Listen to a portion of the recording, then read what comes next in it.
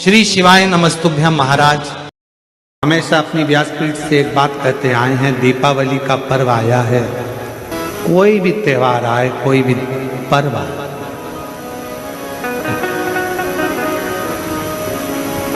बड़े बड़े मॉल से खरीदी करने की जगह अपने गांव में जो छोटे छोटे व्यापारी हैं उनसे सामान खरीदो, जिससे उनकी भी जिंदगी और उनकी भी दीपावली अच्छे से। अपने गांव की मिट्टी, अपने गांव की मेहनत और अपने गांव की ममता, स्नेह, प्रेम, ये बड़े बड़े मॉलों में नहीं मिलेगा।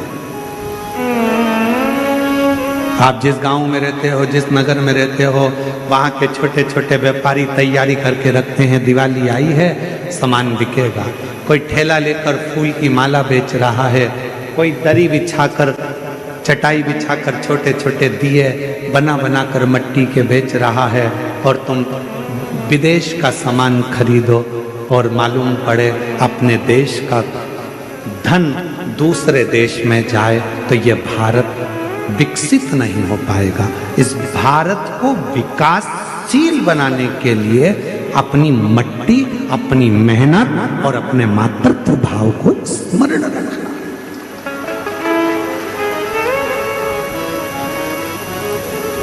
हम मना नहीं करेंगे कि बड़े मॉल मत जाओ, पर निवेदन है, दीपावली का पर्व, छोटी सी दुकान पर जाते हो तो 25 बार पूछते हो, भैया ये कपड़ा बहुत महंगा है, भैया ये सामान बहुत महंगा है, छोटी सी दुकान का।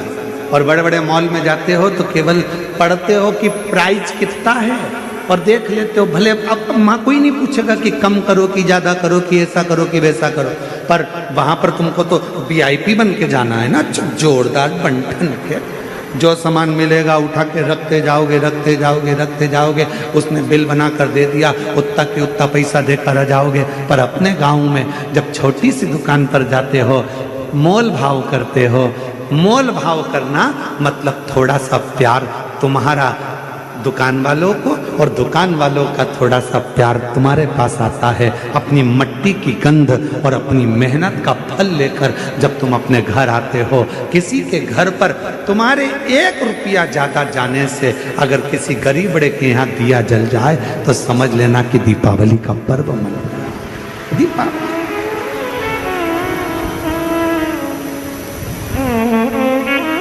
इस दीपावली पर एक नियम बनाओगे कि हम कह चले जाएंगे और तुम भूल जाओगे।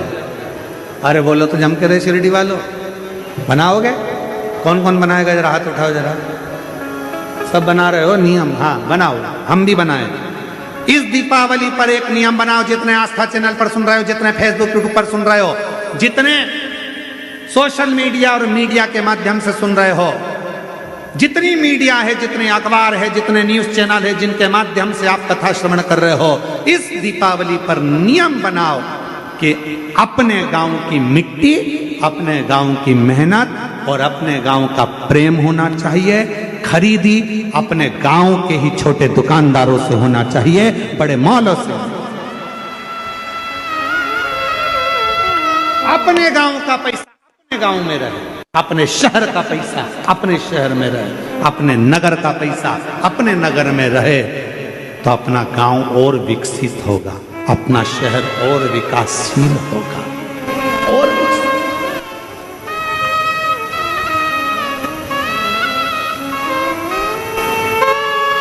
एक किसान कितनी मेहनत करता है।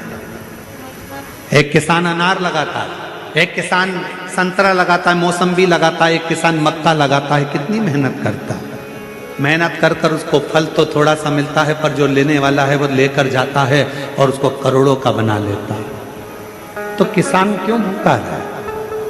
किसान क्यों कमजोर है?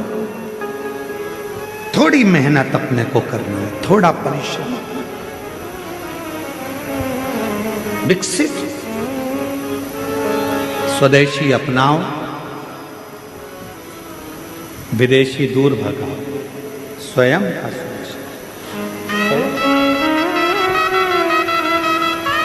अपना खुद निर्माण करो। आत्मनिर्भर भारत ये हमारा खुद का निर्माण मूल होना चाहिए कि हमको कुछ निर्मित करना। पूजन तक 5वां दिन जब यम द्वितीया का आए, दूज का दिन रहे, उस दूज के दिन फिर वही जैसी की जैसी पूजन करते आए हो, जल का वही स्थान, जल का छींटा, चंदन रोली मोली हल्दी और घी के 2 दीप जो लगाए हैं, दोनों दीप वहीं पर सीधे हाथ उल्टे हाथ पर, और कोई कमल गट्टा नहीं चढ़ेगा, कोई हल्दी की गठान नहीं, कोई अमरबेल का टुकड़ा नहीं, जो चढ़ा हुआ है उसी का स्पर्श कर कर वापिस चढ़ा देना है, वही की वही भोग लगा देना है।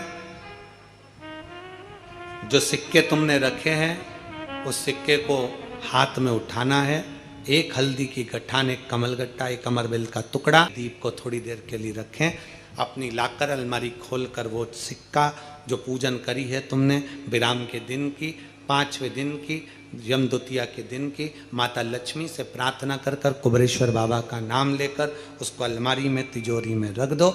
जो दिया लगाया है उससे वही उसकी आरती उतार कर वापिस उस दिए को अपने रसोई घर में ले जाकर रख दीजिए, और दूसरा जो दिया भगवान के पास लगा हुआ है उसको लगे देना। कोई दिया अखंड नहीं है, 2, 5 मिनट 10 मिनट जितनी देर वो जले उतनी देर जले।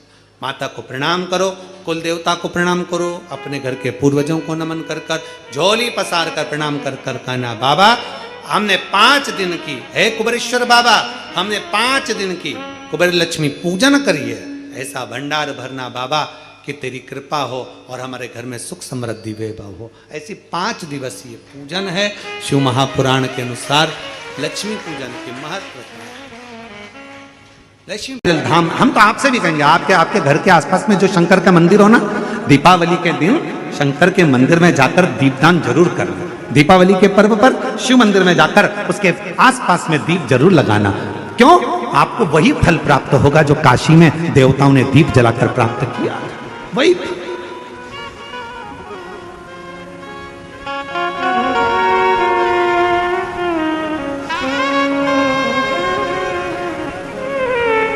भगवान शंकर की विरल भक्ति को धारण, शिव तत्व को धारण कर। और इस वर्ष जब आप 20 अक्टूबर को दिवाली मनाएं और 20 तारीख को जब आप दीपावली का पर्व मनाएंगे, हमारे यहाँ भी दीपावली कुबेरेश्वर धाम पर 20 तारीख की है, खजाना रहता है, ऐसा ही क्रम दीपावली पर्व का रहता है। तो 20 तारीख को जब आप दीपावली मनाएं, तो इस वर्ष सबको कहूंगा, जितने भी आस्था चैनल पर कथा सुन रहे हैं, जितने फेसबुक यूट्यूब पर कथा श्रवण कर रहे हैं, यदि आपकी जिंदगी में 4 दिन दुकान चल रही है, 4 दिन बंद पड़ी है, व्यापार थोड़े दिन चलता है, थोड़े दिन बंद हो जाता है, आपके विद्रोही, आपके दुश्मन आप पर कहीं ना कहीं से इधर से उधर से वार कर रहे हैं, या आपका लक्ष्य आपको प्राप्त नहीं हो रहा, कोई बहुत मेहनत करता है तो भी लक्ष्य नहीं मिल पा रहा, जहां तक आपको पहुंचना है वहां तक यदि आप नहीं पहुंच पा रहे हैं, तो इस दीपावली पर जब आप 20 तारीख को दीपावली का पर्व मनाएं, तो 20 तारीख को दीपावली के पर्व के दिन शंकर भगवान को स्पर्श कराकर एक बेलपत्र लेकर जरूर अपने घर पर आए, और जहां पूजन कर रहे हैं उस बेलपत्र को एक प्लेट में अवश्य रखें, उस पर हल्दी और कुंकू उस पर अवश्य चढ़ाएं। एक चावल का दाना लाल कर, एक चावल का दाना पीला कर उस बेलपत्र पर अवश्य चढ़ाएं, और उस बेलपत्र को अपने पास में 1 वर्ष तक संभाल कर रखना। फिर अगले साल आप और हमें बताना कि उस बेलपत्र ने आपको मंजिल तक पहुंचाया कि नहीं पहुंचाया, आपको लक्ष्य प्रदान कराया कि नहीं। कई लोग रहते हैं, बहुत मेहनत करते हैं, बहुत परिश्रम करते हैं, सब चाहते हैं कि ये व्यक्ति इतने स्थान पर बैठे, इसको ये पद मिलना चाहिए, इसको ये कुर्सी मिलना चाहिए, इसको ये जगह मिलना चाहिए, इसको वहां तक पहुंचना चाहिए, इस व्यक्ति को तो इस पद पर पहुंचना चाहिए पर नहीं पहुंच पाता, इस व्यक्ति को तो वहां तक पहुंचना है पर ये नहीं पहुंच पाता। एक बेलपत्र का प्रयोग कर देते। अगले वर्ष बात करेंगे कि मेरे भोलेनाथ ने आपका हाथ पकड़कर आपको उस मंजिल तक भेजा कि नहीं भेजा।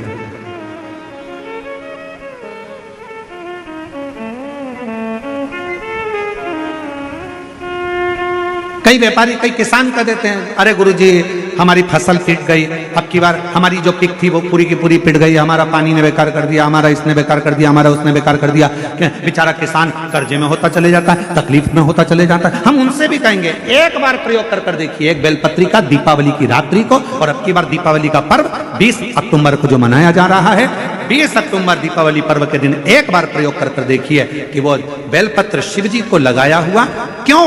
क्योंकि भगवान शंकर ने माता लक्ष्मी को जब भगवान विष्णु को दिया था, क्योंकि माता लक्ष्मी की माँ ख्याति देवी तो लक्ष्मी जी का विवाह शिव जी से करना चाहती थी, पर शंकर जी ने मना कर दिया था कि मैं विवाह नहीं करूंगा, इनको तो नारायण को दे दो। तो लक्ष्मी जी को भगवान शंकर ने जब ब्याह आया, तब माता लक्ष्मी ने वर दिया, भगवान शंकर से प्रार्थना करी, आप मुझे आज्ञा करो। शंकर भगवान ने कहा, जिस दिन तुम पृथ्वी पर भ्रमण करने के लिए आओ और जिस स्थान पर बेलपत्र विराजमान हो, उस स्थान पर तुम सदा विराजमान हो जाओ। वहां से फिर अविरल बोल बम का नारा है। इतना धीमा बोलोगे तो शिरडी वालों कल्याण तुम्हारा।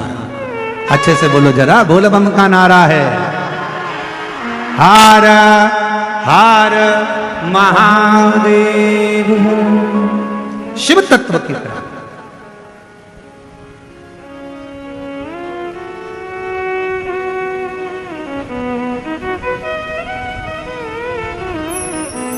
भगवान देवादिदेव महादेव के दरवाजे पर दीप अवश्य। हमारे यहाँ कुबेरेश्वर धाम पर लोग दिवाली मनाने के लिए जब आते हैं, दीपावली पर्व के लिए जब आते हैं, खजाने के लिए जब आते हैं, तो भक्ति के साथ, अविरल भक्ति के साथ शिव तत्व को प्राप्त करने।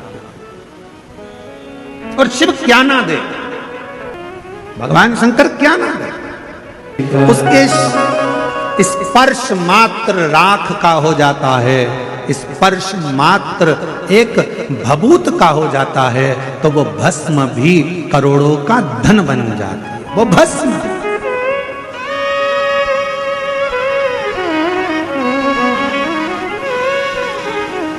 इसलिए शिव महापुराण की कथा कहती है, एक लोटा जल सारी समस्या का। एक लोटा जल लेकर शिव मंदिर जरूर जाओ। पार्वती मैया का प्रागट्य हो, मां जगत जननी जगदम्बा अम्बा पार्वती का प्रागट्य, मां पार्वती जी का प्रागट्य। हिमालय राज की नगरी में आनंद समाहित हो रहा, पूरी नगरी।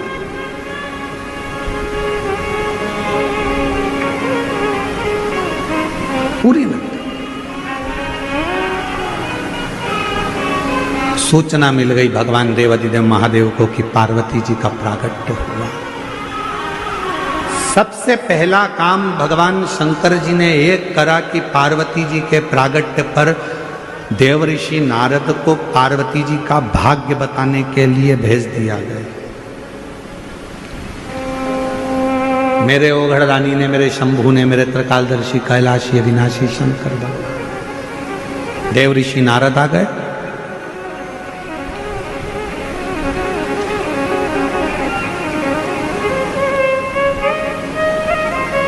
मैनावती की गोद में पार्वती जी थी। देव ऋषि नारद जी ने जैसे ही देखा तो उनका भाग्य बताना प्रारंभ किया। इनको जो पति मिलेगा वो भस्मी रमाने वाला, जटाजूट बांधने वाला मिलेगा। तुम्हारी पुत्री पार्वती को जो पति मिलेगा वो नग्न वेशधारी मिलेगा। और फिर निवेदन है, भाग्य बताने वाले तो दुनिया में ढेर मिल जाएंगे, पर भाग्य बनाने वाले ढेर नहीं मिलेंगे। भाग्य बनाने वाला तो देव अधिदेव महादेव ही। भाग्य तो कोई भी बता देता, भाग्य तो कोई भी बता देता है। कहीं पर भी चले जाओ, भाग्य बताने वाले ढेर सारे मिल जाएंगे। आपने देखा होगा, आप तो शिरडी में रहते हो, आप लोग तो कभी मुंबई जाते हो, कभी पुणे जाते हो, रेलवे स्टेशन के बाहर भी कोई ऐसी बहुत सारी वो लेकर बैठ जाते हैं, और एक पोपट को, एक मिट्ठू को, एक तोते को, वो मिट्ठू वो तोता वो तोता, वो पैरट, वो पोपट एक पर्ची उठाकर लाएगा और फिर भाग्य खोलेगा, फिर बता देंगे कि तुम्हारी भाग्य ऐसा। बोलो बोलो, सही है कि गलत है? भाग्य तो कोई भी बता दे। भाग्य बताना बहुत बड़ी बात नहीं है, पर भाग्य बदलना बहुत बड़ी बात है।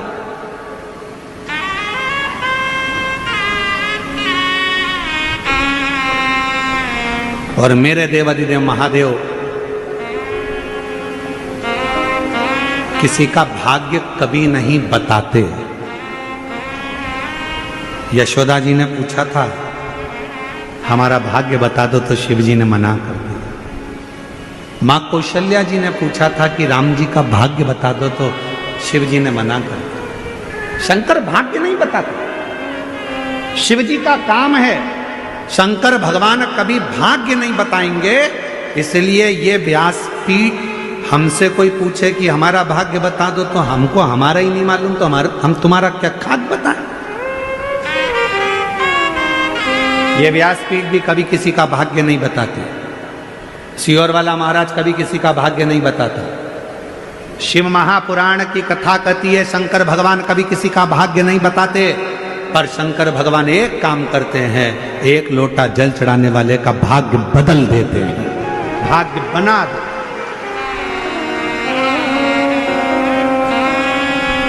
बताने वाले ढेर हो सकते हैं, पर बदलने वाला और बनाने वाला केवल एक शिव ही होता है। केवल बोल बम का नारा है। जम के बोलो जरा, बोल बम का नारा है। हार हार महान। भगवान शिव भाग्य बनाते हैं, भाग्य बदलते हैं, बताते हैं।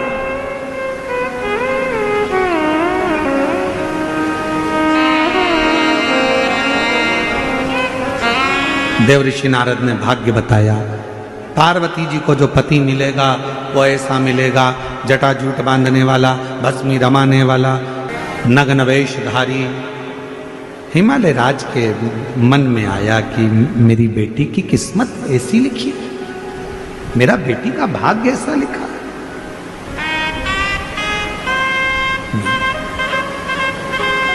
मैनावती रोने लगी। हिमालय राज ने कहा कि क्यों रोती, क्यों रो रही हो?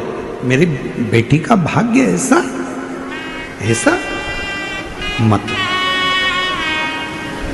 अगर तुम्हें लगता है कि बेटी का भाग्य ऐसा है, तो अपन बेटी की शादी ही नहीं करें। जो पहले कथा में कहा, फिर कहते हैं, अपनी बेटी की शादी बहुत गाड़ी बंगला देखकर मत करना। अपनी बेटी की शादी ऐसे लड़के के साथ करना जो संस्कारित हो, गलत व्यसन में ना हो, मदिरा पान ना करता हो, गलत काम में ना हो। भले काम छोटा हो पर गलत संगत में ना पड़ा हो। तुम्हारी बेटी की इज्जत करे, सम्मान करे, सत्कार करे, तो बेटी की शादी करना। नहीं तो ज्यादा गाड़ी बंगला देखकर बेटी का विवाह ना करना। पहले भी कथा में कहा, जो जीवन परमात्मा ने दिया है और अच्छे से जिंदगी जी रहे हो, 2 रोटी